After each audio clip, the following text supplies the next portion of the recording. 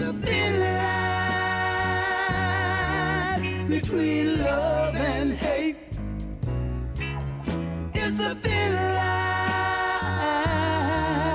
between love and hate. It's 5 o'clock in the morning. I'm just getting in. I knock on the door.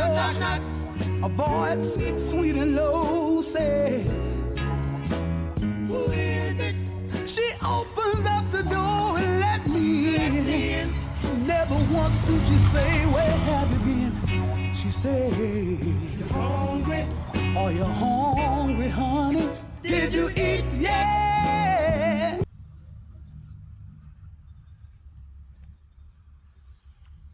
Growing morning, growing morning, growing morning. Another happy day of living, another happy day of living.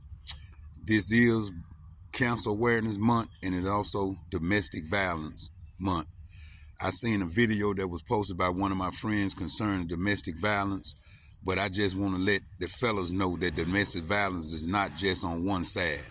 If you inside of a jealous relationship where the woman is constantly accusing you, talking down on you, making you feel insecure about your manhood, busting your windows, cutting your tires, busting your headlights, get out that relationship. Always accusing you of cheating, always striking you, hitting you in your head, hitting you first, slapping you in your face, different things like that.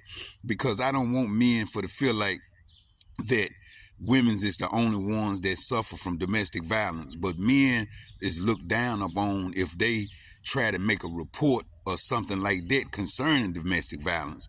But believe it or not, more men goes through domestic violence more than women's, because 9.5 out of 10 certain women's initiated by being violent and aggressive and abusive and verbal abuse and different things like that. So this is Domestic Violence Month, true enough, but it's two sides to every story. It's two sides to every story. It's not just one-sided when it comes to domestic violence. That's why now in the system, they lock up both parties. Both parties is penalized because of domestic violence.